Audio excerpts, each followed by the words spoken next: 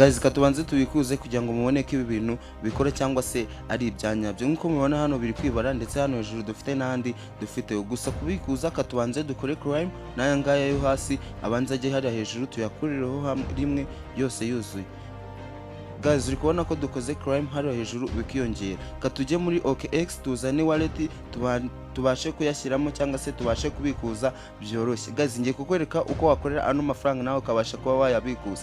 Impamvu nangiye video nerekana uko babikuza nuko nzi ko abantu benshi bakunda kuvuga ngo ibi bintu nibikora. Gusa nk'ibisanzwe uza hano muri wallet yawe iyo ari yo yose, waba ukoresha Binance ndetse n'izindi zose ndi bukwereke wabikurizaho. Uraza hano kuri YDD, ndaza kwereka uburyo uri buze kubiconnecta, ukayikandaho ugakanda kuri receive, wakanda kuri receive ukarya ino copy, ino address ukayirya copy. Wamara kuyirya copy yabaye copied, yes, ugahita usubira inyuma ukaza hano kanayanga tuyacriming tuyabikuriza rimwe, ugakanda confirm, ugakanda ku mafaranga ufite hariya hejuru. Wamara kuyakanda uri kubona hano hantu handitse ngo withdraw, urahakanda hano handitse withdraw, hano ugashyiramo address.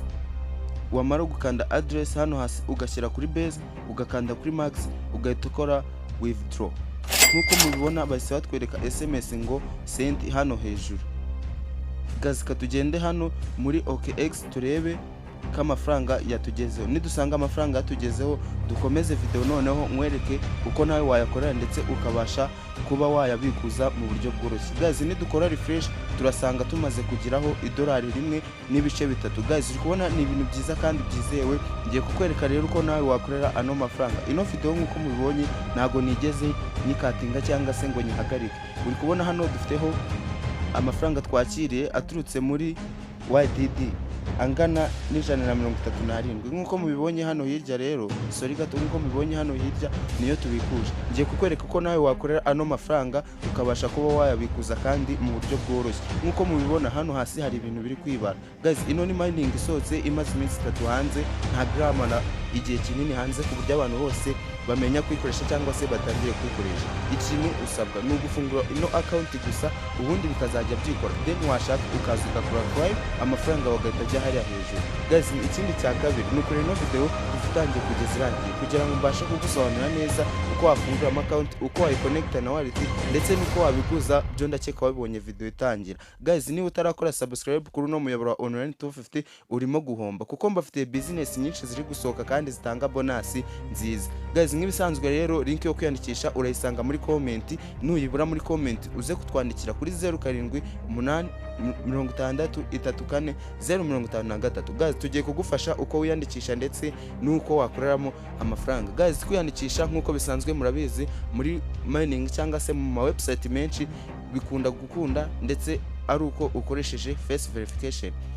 Uraza gukanda kuri iyo link, nukanda kuri iyo link barakugeza muri browser yawe ukoresha, waba ukoresha machine cyangwa se ukoresha telefone, barahita bakugeza muri browser. Numara gukanda kuri browser urahita ubona ahantu handitse ngo sign in with Google cyangwa se email. Gusa wowe urahitamo uburyo bwa sign in with Google. Nukanda kuri sign in with Google uraba wemeye kwinjira ukoresheje imwe muri Gmail zawe cyangwa se muri account za Gmail ufite. Nuyikandaho birahita bikugeza ahantu hameze gutya. Gusa ako kanya ntabwo uraba watangiye gukorera amafaranga, buretse kwihuta tugendesha ibintu gake. Amafaranga yigara bari kwibara ariko ntabwo aba ayawe, kuko hari ibintu ubu utaragakora. Wemerewe no kuzuka ya climbinga akajya hariya hejuru, gusa ntabwo wemerewe kuyabikuza. Ngiye kukwereka uburyo wajya uyabikuza, uburyo duhuza wallet ndetse n'ino business ndetse n'uburyo wakora face verification. Guys, rero ukimara kugera muri account imeze gutya, uza hano utudomo dutatu cyangwa se uturongo dutatu cyangwa se udukoni dutatu.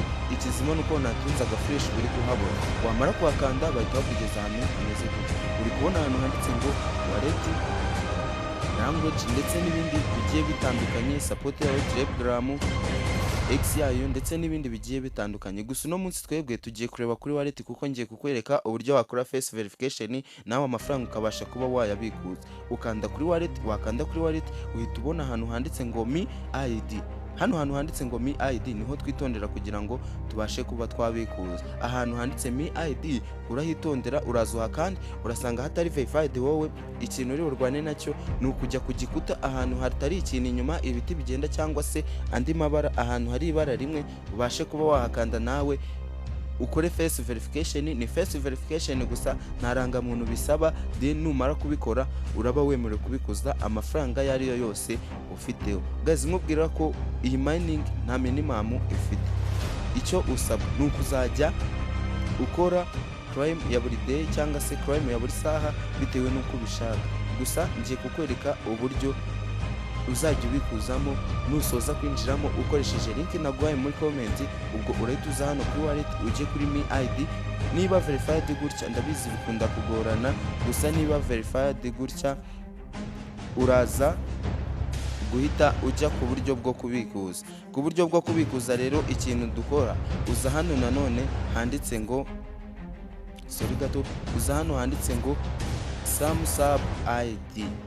Kubatari kuhabona ni hano experimento, uraza kuhakanda.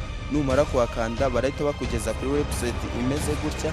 Niba kugeza kuri website imeze gutya uraza kwitondamo gake. Yes, uri kubona ahantu handitse ngo continue. Nuko tubizi rero twebwe turahita twikandira kuri continue.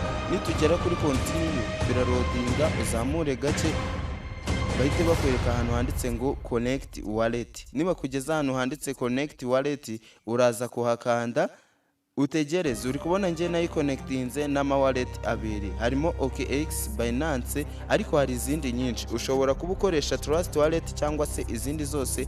Ngiye kukwereka uburyo ki nazo wazi connectinga. Nk'ibisanzwe urahita uza hano handitse ngo all wallet. Nuhakanda urahita usanga harimo wallet zigera muri 60. Gusa izo dukunda gukoresha hano mu Rwanda ni iyi ngiyi bita MetaMask. Yes, MetaMask, Trust Wallet, hakaza Binance na OKX. Gusa waba urebye no video uri mu Burundi mufite wallet mukunda gukoresha, nawe ushobora gukoresha iyo ngiyo ukabasha kuba wabikuza. Guys, reka tuyihuze rero na OKX mwereke uko ushobora kuba wabikora. Iyo ubonye iyo wallet ugiye kuyihuza ari ngiyi, uhita uzugakanda hano ngaha. Wamara kuhakanda birirodinga gutya, hano hahita haba open. Automatically bihita bikugeza kuri wallet yawe cyangwa se kuri OKX yawe. Byahakugeza rero nta kindi ukoze, bahita bakuzanira hano hantu ngo continue cyangwa se confirm. Uri kubona wallet used ni iyi ngiyi data. Ibi byose ntago bitureba, twebwe tugiye kuza kuri confirm. Ubwo uraba wemeje ko iyi wallet nyine uzajya uyibikuriza. Nakubwiye ngo wowe urahitamo wallet ufite muri telefone yawe cyangwa se wallet usanzwe ukoresha. Ngireka nkore kuri confirm kubera ko ari OKX nkoresha cyangwa se ariyo ndi kubikurizaho. Ninkanda confirm ndategereza bahite bambwira ngo nshyiremo fingerprint. Ninyishyiramo bahita bambwira ngo connected, return to the app. Ninsubira hano inyuma ndasanga koko yabaye connected. Ubwo nemerewe kubikuza amafaranga ayo ariyo yose mfite hano. Nk'ibisanzwe rero uhita uza hano hari akantu k'amafaranga. Aha hari akantu k'amafaranga wahakanda. Yes, wahakanda ugahita ubona ibintu biri kwibara. Ni amafaranga bari kwibara. Icyitonderwa guys, hano nta kuvuga ngo umuntu bamuha amafaranga menshi. Ku isi hose tuba turi kwinjiza amafaranga ngana uko nguko biri kubara. Nawe muri telefone yawe niko biri kubara. Nta kindi kintu ukora uretse kuza ugakanda kuri crime. Yes, uri kubona yagiye. Naya ngaya nshatse nayakandira crime, ndetse naya ngaya bamaye nkayakandira crime. Ubikora uko ubishatse bitewe n'umwanya ufite. Rero kubikuzaho nk'uko mwabibonye video itangira, uza hano hejuru ukahakanda cyangwa se ukakanda ukaza kuri withdraw, ugakandamo address, ugashyiramo base cyangwa se ni base dukoresha hano mu Rwanda ndetse no mu Burundi, muri bino bihugu bidukikije. Ugahita ushyiramo amount ushyiraho amafaranga ufite, ukabasha kuba wayabikuza akagera hano kuri OKX. Guys, niba ushaka ko nkorera video y'ukuntu uvana amafaranga kuri OKX uyashyira kuri mobile money, binyandikire muri comment kugira ngo mbashe kubona niba nawe koko uri active. Nk'uko mubibona rero amafaranga yacu yatugezeho angana n'idolari rimwe. Idolari rimwe rero mu mafaranga y'amanyarwanda arengana n'icyatatu. Uri kumva ni amafaranga menshi, cyangwa se iyo wavunjishije ku muntu mwiza aguhera 471. Guys, ayo mafaranga ushobora kuyakorera buri munsi wabishaka utabishaka, upfa kuba weho wafunguye account gusa. Guys, niba ukunanira gufungura account unyandikire kuri 0788335053. Guys, niba ugeze hano ukireba video mbabarira unyandikire ijambo muri comment ngo ndahari, nyereka uko nabikuza amafaranga nyavana kuri wallet yariyo yose nyashyira kuri momo. Guys, mfasha ubinyereke, ino ni nka support ngusabye. Wakoze kureba video.